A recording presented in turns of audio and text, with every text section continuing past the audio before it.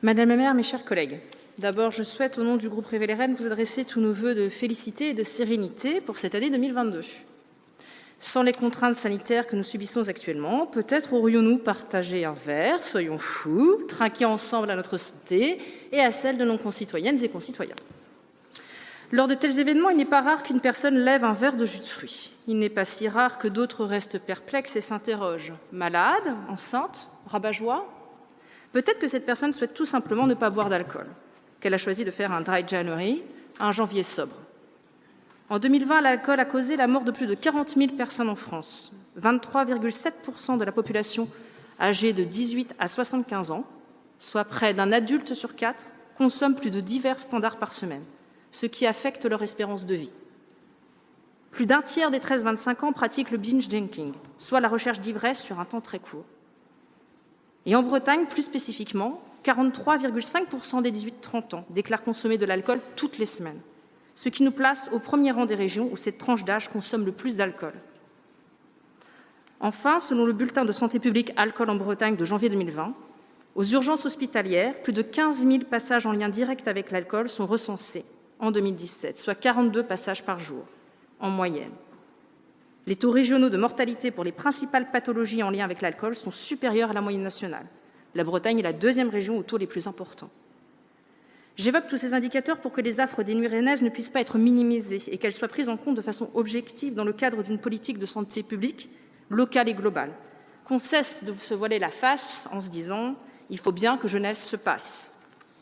Le défi de janvier, le Dry January français, soutenu en 2022 par 40 associations et fédérations, sociétés savantes, groupements de patients, villes et acteurs mutualistes, a reçu le soutien des municipalités de Brest, de Nantes, de Paris, de Grenoble et d'autres, mais pas celui de Rennes, malgré les chiffres, malgré les faits. Vous me répondrez que des actions sont déjà menées. Dispositifs Nosambule, ND4J, renforcement des patrouilles de police, arrêt à la demande dans les bus, sensibilisation auprès des étudiantes et des étudiants, etc. Hélas, ces initiatives ne suffisent pas à combattre la racine du mal, pour reprendre les mots d'Orelsan dans L'odeur de l'essence. Accident de bagnole, violence conjugale, l'alcool est toujours à la racine du mal. Rien ne remplit plus l'hôpital et le tribunal.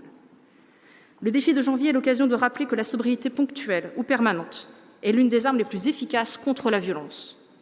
Ainsi, la ville de Rennes aurait pu se saisir de cette opportunité pour développer une véritable action de santé publique auprès des Rennaises et des Rennais. Politique de sensibilisation concernant les violences conjugales, puisque 2 tiers des victimes de violences perpétrées par un partenaire intime indiquent que ce dernier était sous l'influence de l'alcool lors de la commission des faits. Et politique de sensibilisation qui s'adresse aux femmes, souvent plus isolées face aux conduites addictives et dont le dépistage est tardif. Nous appelons également une politique de sensibilisation au danger de l'alcool à destination des jeunes, puisque la conférence des grandes écoles s'est saisie du sujet cette année et a rappelé les conclusions d'une étude canadienne qui indique que plus de la moitié des agressions à caractère sexuel commises envers des étudiantes postsecondaires impliquent des drogues ou de l'alcool. Politique de sensibilisation auprès des parents aussi, à travers des actions de soutien à la parentalité, afin que les parents puissent sensibiliser leurs enfants et détecter les comportements à risque. Et surtout, promouvoir des formes nouvelles de convivialité, populariser les effets positifs de la sobriété, en partenariat avec les débits de boissons et les acteurs économiques. À Grenoble, la municipalité a travaillé avec les débits de boissons volontaires pour proposer des alternatives originales aux boissons alcoolisées. Les idées et les initiatives ne manquent pas. Ce qui manque désormais, c'est la volonté politique.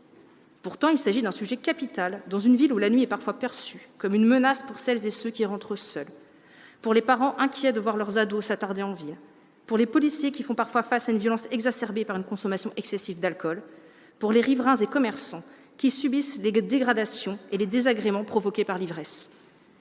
Gageons qu'il s'agit d'un acte manqué et que l'année prochaine, Rennes aussi relèvera le défi de janvier. Je vous remercie.